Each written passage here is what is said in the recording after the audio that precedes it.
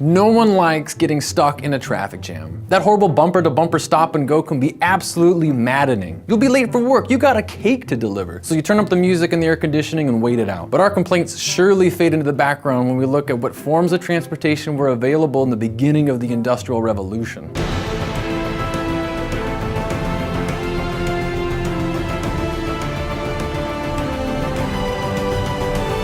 Hi, I'm Brett, and welcome to It's History. Today we will be seeing why improvements in transportation and infrastructure increase productivity and profit by looking at the canal and then the railway. Transportation has its limits when we depend on what is naturally available. And in the beginning stages of the Industrial Revolution, that meant using animals in the current of waterways. The use of horses to carry people and bulky material across the rugged, muddy roads of the times meant a long, painful, and costly ride for both the traveler and the owner of the goods. The only other option was the use of natural forming rivers. And though this proved to be the cheapest form of transport, it did not provide direct routes between industries and their customers, who were growing at a rapid rate in Britain near the end of the 18th century. It was the cost of transportation and not the removal of coal, for example, which limited the growth of its use during the Industrial Revolution. Now, this is one of the reasons for why mainly textile factories and coal mines developed near this natural form of transportation. Clearly, there was a need for a more efficient and cheaper way to transport large bulk at a low cost. And with the perceived need came entrepreneurs who began to search for a better way, and was found by literally carving one into reality through human-made artificial waterways known as canals. Now, improvements to natural rivers came about around the turn of the 18th century in Derbyshire and Douglas, meant for the transport of raw material. By 1750, there were nearly 1,400 miles of navigatable waterways, and canals were an obvious addition. The success of the Canal du Midi, built in France, that linked vast amounts of land, resources, and people, became the inspiration for those who saw an opportunity for more direct routes. The Duke of Bridgewater owned several coal mines on his estates in Worsley that supplied the increasing demand for coal to neighboring areas. But there were no natural rivers close to provide transportation cheaper than the old pack horse method. Well, having seen the Canal du Midi, Bridgewater planned to build a canal from Worsley to Salford, Manchester, and with an Act of Parliament and the genius of James Brindley as his chief engineer, work began in September 1760. Brindley finished the whole operation in less than a year, and together would allow a single horse to pull 10 times the amount of cargo normally possible with a cart. With the new canal, the Duke became incredibly successful, cutting the cost of coal by half and turning the Duke into the richest noble in England. James Brindley was then commissioned to play a major part in the building of the Grand Cross that would link four of Britain's largest rivers, the Severn, Mersey, Trent, and Thames. This proved to be the beginning of two great periods of canal construction in Britain, where only the American War of Independence slowed production. And who wouldn't love canals? I mean, they made transportation faster and cheaper, with a single horse pulling 10 times what was once possible. Benefits were everywhere. Coal became much more affordable.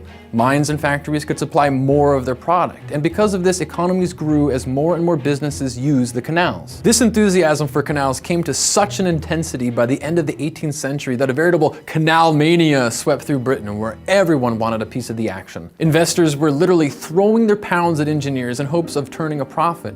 And if you're an engineer, why not? Many canals began without much justification other than indulging the investors whose senses were rattled by the mania. Now, this isn't to say that making canals was as simple as digging a trench, filling it with water, and voila!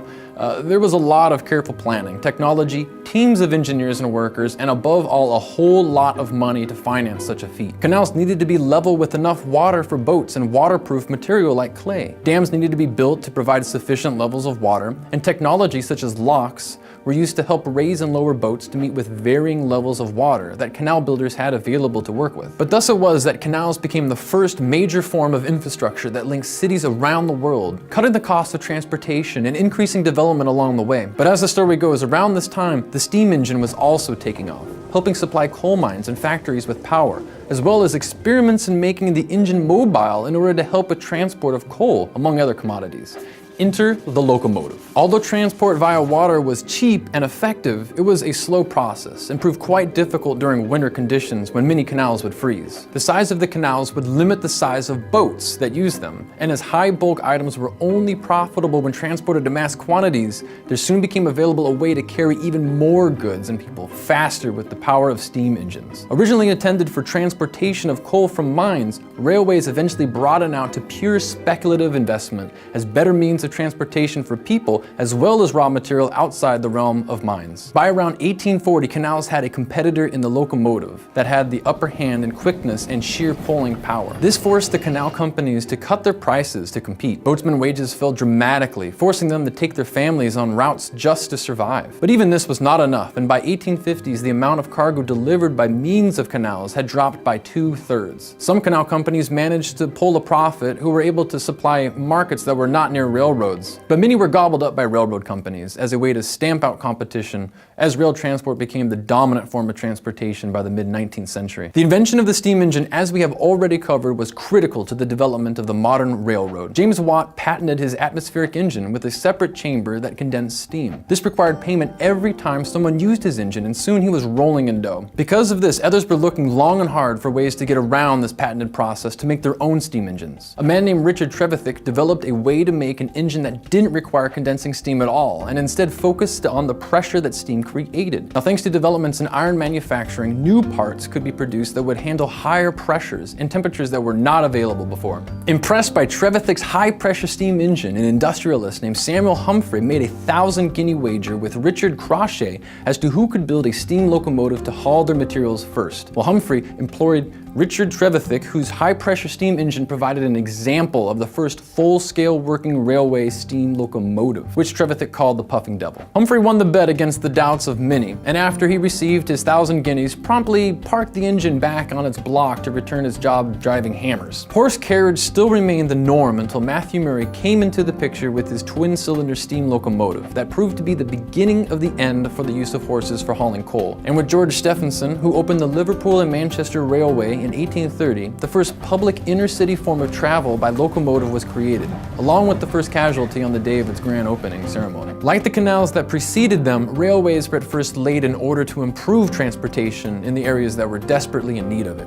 But it too became another means of speculative investment. And yes, more excessive enthusiasm for this wondrous means of transport brought on a railway mania that reached its height by the mid-1840s and significantly increased the network of railways from 1840 to 1852. Many mania lines had some reason behind them, though again there were plenty of others who were built just to satisfy investors. By 1860, the network of railroad lines that we are seeing today was complete, although construction continued up to the beginning of the 20th century. By 1914, the greater part of Britain boasted a network of over 20,000 miles with a reach into rural Wales and the Scottish Highlands. So as we have seen, both canals and railroads helped the regional economic systems that developed them. They increased the range and amount of what could be moved. More efficient and direct routes meant less time underway, and the more that could be hauled meant more profit. It is a no-brainer. Productivity can be increased through the improvement of transportation, which both the canal and the railroads provided in abundance. They also helped improve communication between cities, providing a faster postal service along with it. There was a whole lot that canals and railroads did for the Industrial Revolution, and a whole lot we just didn't have time to cover. What improvements in transportation do you think we'll see in our lifetime? Let us know what you think about it in the comment section below. And if you missed our second episode about the early stages of the Industrial Revolution, click here to check it out. And as always, if you like the show, subscribe.